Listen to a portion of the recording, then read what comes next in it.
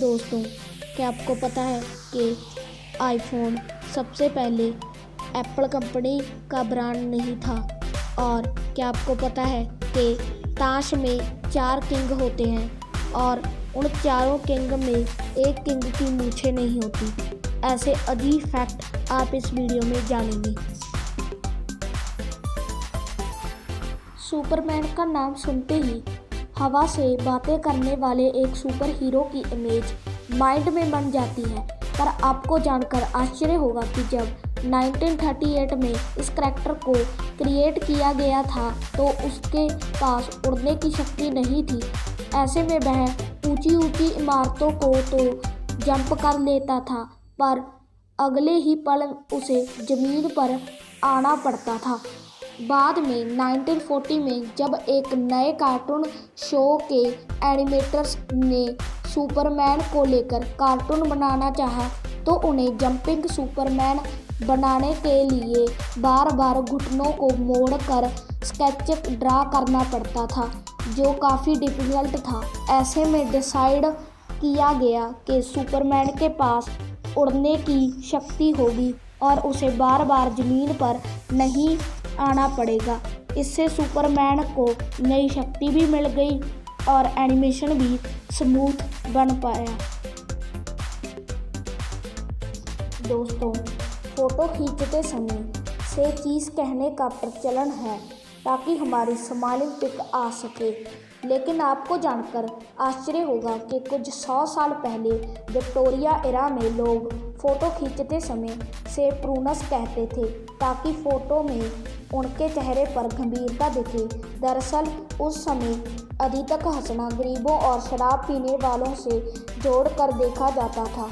शायद यही कारण है कि जब भी हम पुराने समय के राजे महाराजों की फ़ोटो देखते हैं तो हमें कहीं स्माइलिंग फेस देखने को नहीं मिलता। ये तो हर कोई जानता है कि ताश के पत्तों में 4 राजा होते हैं, लेकिन एक बात जो कम ही लोगों को पता होती है वो ये कि इनमें से 3 राजाओं के तो मूछें होती हैं लेकिन एक की नहीं होती, और वो राजा होता है किंग ऑफ हॉर्स।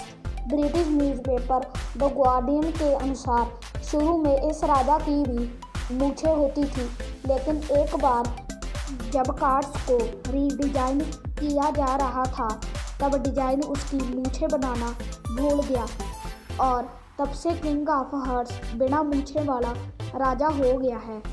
शायद आपने कभी ध्यान ना दिया हो, उनमें से 3 राजाओं की मूछें होती हैं लेकिन चौथे राजा की मूछें नहीं होती। मॉडर्न फिजिक्स की मदर कही जाने वाली महान वैज्ञानिका मैडम क्यूरी का नाम आपने सुना होगा। उन्होंने उनके रेडियो एक्टिव पदार्थों पर किए गए शोध और पोलियम तथा रेडियम की खोज के लिए जाना जाता है। लेकिन शायद आप ये ना जानते हो कि रेडियो एक्टिव एलिमेंट्स में उनकी रुचि ही उनके मरने का कारण बनी। एक्सपोर्स को रेडियो एक्टिविटी की वजह से उन्हें एप्लास्टिक एनीमिया नामक बीमारी हो गई जिसने उनकी जान ले ली।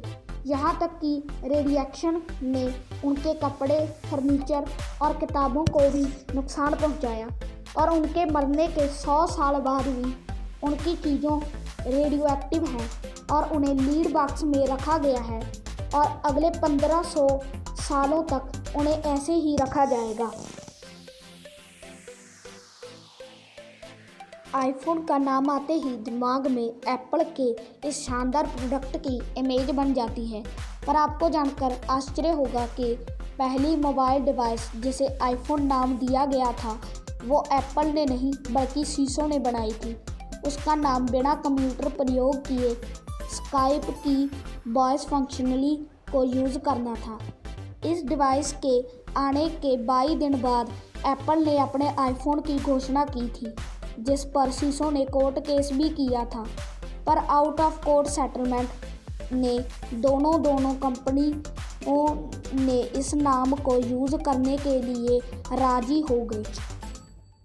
अगर आपको ये वीडियो अच्छी लगी तो इस वीडियो को लाइक कर देना, शेयर कर देना और फैक्ट्स ऑफ वर्ल्ड चैनल को सब्सक्राइब कर देना और बेल आइकन दबा देना ताकि न्यू वीडियोस की नोटिफिकेशन आपको सबसे पहले पहुंच जाए। थैंक्स।